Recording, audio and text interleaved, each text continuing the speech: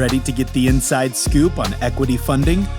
Tune in to TDJ Equity Funding Insiders Podcast for an in-depth look at what it takes to access financial capital and maximize your investments.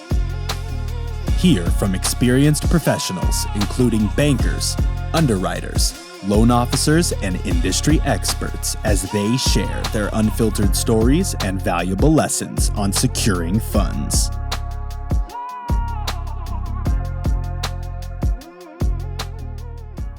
Welcome, Funding Insiders. On today's podcast, we got a legal maestro in the house, none other than the brilliant attorney, Mickey Fox. We'll be diving deep into the world of navigating business purchases. Whether you're a seasoned entrepreneur or just dipping your toes into the business waters, this episode is your compass through the legal talk of buying and selling. Buckle up for the insights and a sprinkle of legal wisdom as we decode the art of business acquisitions with Mickey Fox. Mickey, we'd like to welcome you to our show. Thank you for being here today. It's great to be here, and I love being on your show. I hope everybody's watching and learning a lot. Yes, definitely. We want them to do that. And hopefully they are listening and watching. Thank you so much for being with us again. Mickey has actually been on our sessions. That's 14, 15, and 16. This is the episode 16, and where we are actually talking about a lot of legal parts that go to lending. So definitely we want to recommend that you guys go back and look at the previous podcasts, which is 14 and 15, where you can learn more about the legal side of getting loans, whether you're purchasing or you're doing partnerships or just contracts in general. This show that we're doing today is actually about navigating the business purchases. You know, I am a loan broker, and as a loan broker, we have seen a lot of things that come through that could be prevented if people just knew. This is why we're having this show with Mickey today, because we want you all to learn the understanding of the business purchase process. Now, it's a lot to it. Don't get me wrong, it is. There's only so much we can do on a podcast, but I wanted to make sure that you all understand what is expected out of you when you're actually going to purchase a business, what you should look for and how should you do it. So the first thing I understand on a business purchase process is that you need to understand the steps that are involved in the business purchase. Okay. So our first step you need to do research and planning. Okay. Whatever you're looking at, make sure you look into that business you're purchasing as far as, is that something that would kind of match up what you can do? Okay, and I'm talking about experience because they're going to look at that to see if you have that experience. And if it's something that you see that's going to be feasible, in other words, profitable for you. Okay, so you want to do that type of research as well as look at the location, look at the competitions and stuff like that as well. Okay, the next thing you want to give, and I'm going to give you guys 5. Okay, the second one we want you to do is the due diligence. Okay, due diligence is where you're actually going to involve reviewing the company's financials. All right. So we want to look at their financials. We want to look at their records. You want to look at their contracts, their customer base, things of that nature. OK, so you want to do due diligence with that to see if it's any problem. Again, Mickey is going to talk about some more legal stuff that may come up with all of this. That's why we got him here today. Number 3, negotiation evaluation. This is where it's really important for you to get a team, because there are some things you may not know. And that team needs to include an attorney, which we have you today, and a CPA, and maybe a business advisor, okay? We recommend that you get those because you're going to go through the evaluation and you need people professional that know how to evaluate a business for you. And then also you want to work with negotiating what the terms are. And this is where your attorney is going to come in at. But again, Mickey, I'll talk to you all a little bit more about that later on in the episode. The 4th one you want is the financing and legal consideration. This is all Mickey at this point. So he can tell you more about for its financing and the legal considerations, such as drafting a purchase agreement, obtaining necessary license and permit, addressing regulatory or compliance issues, things of that nature. Because when you buy a business, you need to know what's the compliance that come with that business. We've been to the table where people come to us and they didn't realize certain compliance that they needed that the lender was asking for because they didn't go through attorney when they got the company. So it is important that you definitely get with an attorney to make sure that you are purchasing things that would make it where, one, you can refinance or you could actually go out and get money on the company and things of that nature. That's where they would come in and be important. Number 5 is transition and integration. Once you buy a company, it needs to be clearly made of how you're going to transition, meaning that are you going to still be a part of the company or you're not, how much is the buyout and all that type of stuff. If it is a buyout, all that stuff is where a lot of legal stuff come in. And again, Mickey, as an attorney, can kind of give some ideas of some information toward that. So I wanted you all to know those steps. Now, even though these steps are broad overview of business purchasing, and it is important to approach each step with a careful consideration and attention to the details, okay? So those are the 5 I just wanted to make sure everybody had. It is a lot more to it, but those are the major ones, and it's pretty general that you kind of could go from there and figure out for your process of purchasing. The next thing, how does the role of financing adds to that? Well, financing adds to the purchasing of the fact that we provide the money. But in order for the money to be provided, you have to have things in place to set up that they're going to be willing to give you the money to purchase the business, meaning checking them out, making sure you do all the due diligence on them, but also do due diligence on yourself. Okay, to make sure there's not going to be any red flags or something that may stop you from actually purchasing a business. So where we're coming in at, those things need to be taken care of in order for us to give you funding. And that's where Mick is going to come in on the legal side to talk about how his part plays when it comes to purchasing a business, or what some things you need to look at. Now, I do want to say this, that we are only giving, this is educational purposes for you guys because we do have an attorney on the show, but we want to give a disclaimer that he's actually just giving some education information. If you guys want to seek him, an attorney to talk to, then definitely you can reach out and contact him because his information is available too on our show. It's also in the show notes as well, okay? So we do want to do that. So Mickey, I'm now going to turn it over to you because now we're going to go to the part of the show that's dealing with you, which is the legal aspects of the business loans. So again, welcome. Thank you for being back. If you would, let's start off with the legal aspects of business loans, period. Let's start that conversation, how that works. The legal aspects of business loans. Well, look, first and foremost, what you're doing is you're going to do a contract with your lender. That means that you're going to promise to pay your lender certain amounts, certain interest rates, and upon certain conditions, if they give you certain amounts of money. Right. Also, in the agreement, you're going to be telling them that, well, as far as your assets go, or maybe your ARs, your accounts receivables, things like that, that you're not going to get rid of those without their permission. You really have to look at the documentation to see how this loan is securitized, to determine what you can and you cannot do once you have the loan. But before you get to the loan, before you actually sign on the dotted line, you want to have somebody explain to you what that means to you, and how it might affect your business before you get into it. I've seen people get into loans and then be so frozen up with all their assets, they really couldn't do anything.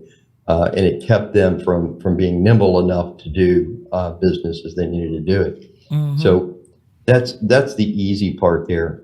I know that Jackie said a little bit about, when you're buying a business, you want to have your agreement in place and all that. You want to understand what you're buying. When you first start thinking you want to buy something, come talk to me. Mm-hmm. Doing due diligence it can be a very long process. But if you're going to buy a business, you got to make sure that business can support what that person's telling you is going to support. They might say, look, we're doing revenue of 1.5 million a year. And well, maybe they are, but they're only netting out, 25,000 a year. Well, that's not very productive for you. That may not be a good business. Right. You're going to want to look at their accounts receivable and their contract. Let's say they're a landscaper. They're going to have contracts out there for their business. You want to be able to look at those contracts and see how solid they look, so that you can kind of figure out, is that really going to be an ongoing source of revenue for you, or you're going to have to renegotiate those contracts. When you look at the AR and those executory contracts, that's part of what's going to sustain whether somebody's going to lend you money for the business. So, for instance, when you come into Jackie, she's going to look at that. She's going to say, well, his ARs are all, plus 90, plus 180 or whatever. We can't really lend on that. because those deaths really aren't good. They're not coming in.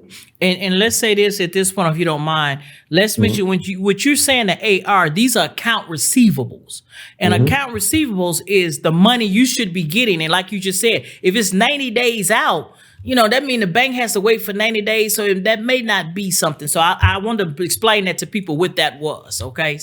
Yeah. So usually in an accounts receivable, if something's past 60 days, if it's past 90 days, you start thinking that person's just not going to pay you. Right. And so that's not really an asset. You have to, I think the word that Jackie will use is maybe factor that asset and say, well, okay, it's maybe worth 20% of its actual value. And what that means is, can you really collect it? Some companies, you can collect from. Other folks, maybe not. You can get a judgment. My wall's full of judgments. I can plaster them up on my wall, make wallpaper out of them that just cannot be collected because people don't have any money. So you want to, at the very beginning stages of acquiring a business, sit down and talk with a team. I do a lot of business advising too. I can tell people things like whether this is going to be a good addition to their business or whether they're getting too far afield, such it's going to divide their interest up and they won't be able to maybe maximize both of those businesses the way they want to. It's incredibly important to, at the very early stages of the game, figure out what the debts of that business are. If that business has a lot of debt, or if it's got pending lawsuits, or if there are contracts that are likely to go into lawsuit. Let's say it's a contractor that built a house and, of course, the new homeowner's never happy with the house. There's always something wrong with it. And what are the chances that that homeowner is going to sue? Well, that's a potential liability when you buy that business. So sometimes we do asset purchases rather than actual business purchases. And that's something I can help you kind of discover as you go through the process. At TDJ Equity Funding, we understand the challenges you face. Whether you're expanding your business, investing in real estate, or launching a startup, we've got your back. Our expert team of loan brokers is dedicated to helping you secure the funding you need, hassle-free. Imagine a future where your business thrives, where opportunities are endless and working capital has made a great difference in your business. TDJ Equity Funding can make it happen. Booking an appointment with us is easy as pie. Just visit our website at www.tdjequityllc.net and take the first step towards your financial success. Don't let your dreams gather dust on the shelf. Seize the opportunity today. Visit www.tdjequityllc.net and schedule your appointment with TDJ Equity Funding. Let's turn your dreams into dollars. Welcome to Frameworks Consortium, your partner for sustainable business success. Frameworks Consortium is your strategic guide, providing you with clear, actionable roadmaps to achieve your business goals. Our team of seasoned strategists provides expert guidance, ensuring you make informed decisions with clarity and confidence. We develop customized solutions that align with your unique business objectives, fostering growth and resilience in an ever-changing business environment. Connect with us today and harness the power of strategic planning for your business. So when you say assets purchase, and I think you and I talked on this, so what's the difference of purchasing a business or just purchasing assets? Because you was talking about the different types of purchase they can do. Can you explain that? When you purchase a business, you're going to purchase the entire business entity. So that's everything soup to nuts, right? That's their limited liability company paperwork. That's their car, their building, their accounts, receivables, their bank accounts, their intellectual property, their website, their email, that kind of stuff.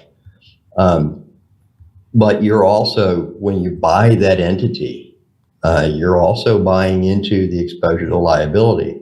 So you're going to be the member of the organization, or you're going to be the sole stockholder of the organization. And you've got some exposure there. It may be that what you want to do is just buy the assets out. So maybe you only want the forklifts that work. Maybe you only want the accounts receivable that are 30 to 60 days or something like that. Right. You may only want the lawnmowers or, the newer lawnmowers. You may not want to drag the employees along because you really don't like the employees. Right. There are a lot of different things floating out there that you may not, if you're involved in the negotiation of business, a lot of times you get caught up with that number and you're not thinking about the smaller things, about those potential liabilities that are out there. A good one is, especially when you have men and women working together, is a potential exposure to sexual harassment lawsuits and things like that. You have no way of knowing what relationships were there before you buy the business. So sometimes it's better just to buy the assets of the business. Okay, but that's where you would come in as an attorney. If I come to you to look at a business I'm trying to purchase, can you help me figure out, should I buy it as a business, all of it, or should we just buy assets? Could you help with that part too? That's exactly what I would do. And part of that you discover in the due diligence process as you're starting to gather this information, right? You can't always be absolutely sure you're getting everything. Okay. But there are ways when you suspect that there might be something out there, there are ways to build that into your purchase agreement so that you have maybe some holdback or something, maybe an earn out, what we might call an earn out, to protect you a little bit against that exposure and that liability that you wouldn't pay right away. It might be paid a year out or 2 years out. Right. Sometimes you may not know the business perfectly and you want to retain the owner as an employee for a few months. You can do that too. So it's not uncommon for me to see purchase agreements that have together with them employment agreements. And you definitely want an attorney to work that out. So there's just a whole host of things that when you start negotiating that you want to get. I just had an individual in yesterday who wants to sell his business and he doesn't really know what to put in the contract. He doesn't really know what he's got available to sell and how to maximize the value of his business. So those are some of the things that we can do together and work with your CPAs and your tax guy. There can be tax implications to a lot of these things, especially in a sale, but sometimes in a purchase. Right, it'll be that. Now, I can tell you from us doing our closing, where we had people purchasing businesses and attorneys actually came in. The lender had an attorney and then my client had an attorney. And I saw then how important you guys were because that attorney for him, my client, protects him. And I'm not saying the other one won't, but understand that they work for the lenders. And so what I liked about that I found out, and that's why we wanted you on this show too, is that it's really important that we have a relationship with an attorney when we actually think about, even like you said, purchasing a business, come see you before. So, pay that money to have that first consultation with an attorney just so you all can at least go over it. I mean, do you not think that's a good idea that we start out just coming to you to have that first initial meeting because I'm thinking about doing a business? Should I come to you then or when? It's cheap insurance. If you think about it, if you're going to pay 100, 150 million, $1.5 million, whatever for a business. Right. A small cost of an hour or two of an attorney's time to just make sure that you know what problems might be out there or what things you might be looking for is certainly worth the cost, right? Right.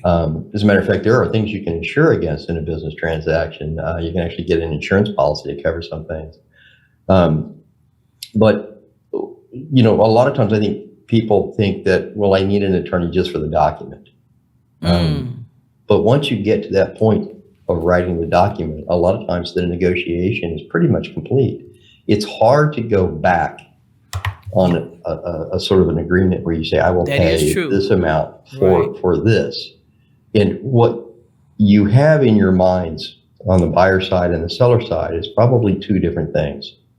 And that's part of the attorney's job, is to help you have that conversation with the person you're doing business with to understand more fully what it is you mean and what they mean. Right.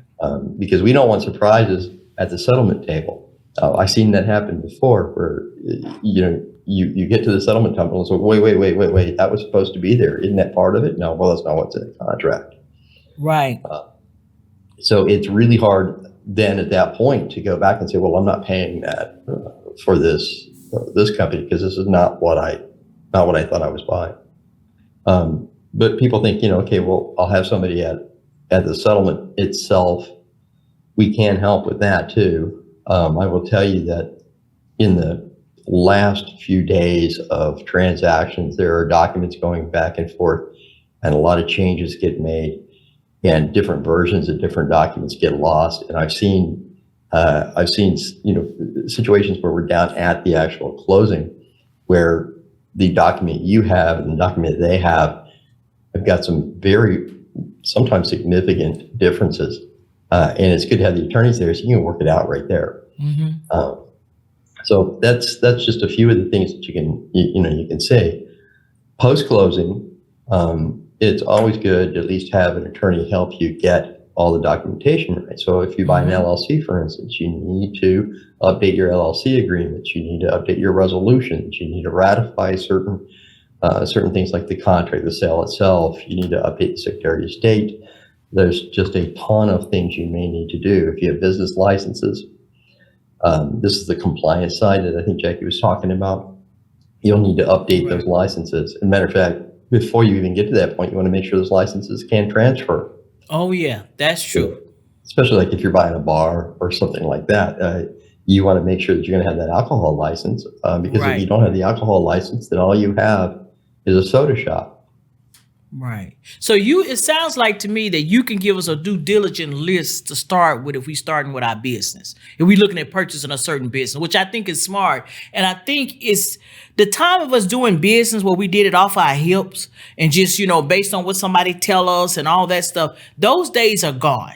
We have to have, if you want to grow and be successful, you have to have professional people in place to help your business grow. You can't just do it by yourself because it's not going to grow. And then, like you said, it's a struggle. And then when it comes to the lending side, because I understand money, having a business loan helps a company grow, right? So if you don't have that, or you're not qualified to get it, because you're not set up right, or your contracts are not right, or you purchased a business or about to purchase a business that the bank is not going to take. Now, this is a thing people need to understand. I need y'all to listen to me real good. What Mickey knows as an attorney, the lender already knows. Okay, so having an attorney is bringing you what you need in order for your loans to go through without so much of a hitch. You know what I'm saying? That's what's so important about having an attorney to come in the beginning of you purchasing this business, because you're going to come to us as a loan or a lender at the end. But like he said, if you haven't done what you're supposed to do, the damage is already done. So that's where he's coming in at, and I think that's great. Do you agree with what I'm saying, pretty much, Mickey, as well? Absolutely. I mean, there's nothing like getting to the closing table and finding out that somebody's certificate of incorporation or whatever has been suspended because they haven't filed their franchise tax. Right. It's not that it's a huge problem. It just takes time to get done because you got to deal with the tax side of things, and you got to deal with the Secretary of State. So it's those little things that can save you an awful lot of time. Right. When you have time, you can get them done less expensively. When you have no time, it always costs a lot of money. And that's not something that I want somebody to have to do. Don't spend a lot of money.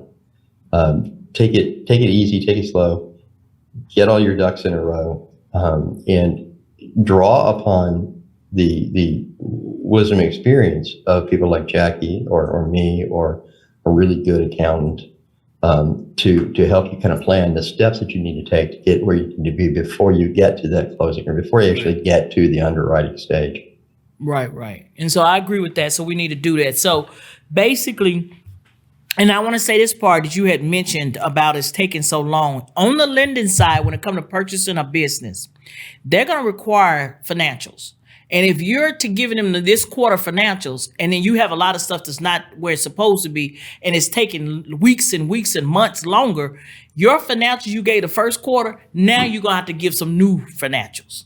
Okay, so what we're saying here is that by putting him in place and having the accounting and really the attorney seeing him before you purchase a business, like you said, it's like insurance. It's cheap insurance. It will save you down the line even if it's not time, because your quarter of what you can show that you made the first quarter, you may have less the second quarter. You can't afford to actually have them to come pull the second quarter up. So that's why it's important that you want to get your stuff set in place where everything can move smoothly and move with times. So what I want to say last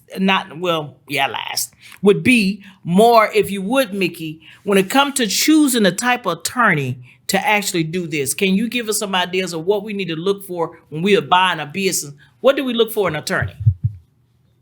Well, first off, it's going to be somebody that you like, in a way. And I don't mean that necessarily that you want to hang out with them and drink beer with them, but I mean somebody that you feel like you can relate to. That person should afford you respect. You know, you're a business person. You've been doing the work. You've been putting in the hours. You've gotten to the point where you need to get funding for some reason or other. The second thing you want to look at is not so much whether the attorney's driving, a two-tone rusting gray primer car, or whether they're dressed in fancy clothes or whether they have a fancy office, but whether that attorney exudes a kind of confidence in what they're doing, so that you can believe they know what's going on. The other thing is you can kind of tell from an attorney's service offerings whether they kind of specialize in that field. Mm-hmm. And I don't mean to use the term specialized, but if that's the kind of work they do, specialization is very particular to the Texas bar. They've got certain tests you can take and things like that. You can get what we call a specialization thing. But is that the area in which they function? Do they know what's going on there? Is this part of a regular part of their business? And I think another thing you want to ask is whether they ever litigate these kind of matters. And the reason that I say that is I've learned more about doing business transactions through litigating them than I ever did through a book. And when you litigate things, you have to research a lot of issues. You come to understand what judges are looking for, what juries are looking for. And you also understand kind of what works and what doesn't work, what would lead to litigation. The idea is to avoid it. So if we can front load the litigation avoidance end, then we can do that. We'll do that. And also, you feel free to ask them, what happens when deals go bad? How do you as an attorney, how do you help the client get out of bad deals? Is there a way to do that? What kind of services do they offer post transaction? What kind of plan can they put in place? Generally, people tend to look at cost. They say, well, how much do you charge? And you can kind of tell at that point whether somebody's going to go with you or not. But one of the things you got to remember is if you get a really good attorney, they may charge a little more per hour, but they can get it done much more quickly. So it actually saves you money. And time is important. It's one of them that plays an important part. So like I said, you want to have somebody who you feel confident in, somebody who you think really does understand what they're doing, and do they understand your business? There are certain lines of business I won't mess with because I don't know anything about them. But I can tell you, a whole lot about construction business. I can tell you a whole lot about doctors' practices and things like that. That kind of stuff I deal with regularly, and so I kind of know what to look out for. And again, that saves you time. So basically what you're saying is that we need to get someone that's already kind of doing what you need to have done, right? Basically, when it comes to an attorney. There's no sense in paying the attorney to learn on your dime. Because they'll bill me for that, wouldn't they? Yes, ma'am. I certainly would. And I understand. Okay, well, I appreciate it. Is there anything that you'd like to tell us, our listeners, any last minute words or call to actions you'd like to give? Well, I think the smartest thing in the world is to find folks that you're working with who have a good network of people to draw from, experts and folks who are particularized in their field. It doesn't do you any good as an attorney or even as a client to be that single point that is supposed to know everything, because there's just no way you can. And remember that things change all the time. The law changes all the time. And it's part of my job to kind of stay up on the changing laws as they happen. And recently, a lot of laws have been changing. But I think maybe the biggest thing is to remember what you're doing. Remember what you're trying to accomplish, and make sure that this financial decision that you're making is going to suit you. Don't overextend yourself. Don't grab it just because it's there. And a really good attorney will sometimes tell you no. That is so wonderful. That is great. Well, Mr. Mickey, first of all, I enjoy every time we talk. And I appreciate you so much taking out your busy day, because I know you're so busy, to come and talk to our listeners. And we really do appreciate that. Thank you so much for coming. And of course, down there, probably the rest of you, we'll probably have you coming back for sure. Definitely. Thank you. Thank you so much for being a part of our show. You're so welcome, Miss Jackie. I love you, and I love being on your show. Well, I know, and you're good. So this is going to wrap it up. So what we want to say is the wrap on today's podcast, Insiders, is after unrevealing the complexity of businesses purchases with the legal Mickey Fox, here's the key takeaways. In the friendly dance of buying a business, legal clarity is your best partner. From due diligence to contracts, Mickey emphasized the importance of having a legal maestro by your side to walk through the process seamlessly. So, expiring business moguls, remember, when navigating the purchase terrain, having an attorney in your corner isn't just a choice. It's a legal dance that leads to success. We want to thank you all for coming out. And for our listeners, if you like what you heard and would like to stay informed about getting money for your business, then listen to TDJ Equity Funding Insiders podcast on all major podcast platforms. If you would also like to be part of our Funding Insiders community, where we're giving out documentation and information about lending process and more, subscribe to www.tdjequityllc.net/podcast. Until next time, thank you, and you all take care. We hope you enjoyed this episode of TDJ Equity Funding Insiders Podcast. If you'd like to be a guest or get in touch with us, please visit our website at tdjequityllc.net/podcast or email us at podcast@tdjequityfundinginsiders.net. Until next time, take care.